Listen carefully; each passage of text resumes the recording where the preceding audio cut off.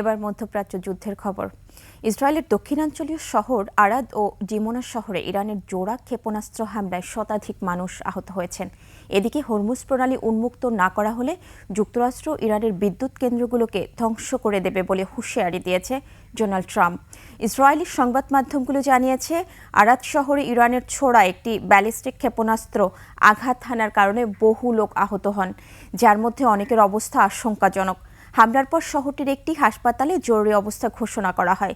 ইসরায়েলের অগ্নি নির্বাপন সেবা বিভাগ এক বিবৃতিতে জানিয়েছে, আরাদ শহরের কেন্দ্রস্থলে আবাসিক ভবনের মাঝখানে ক্ষেপণাস্ত্রটি সরাসরি আঘাত হানে।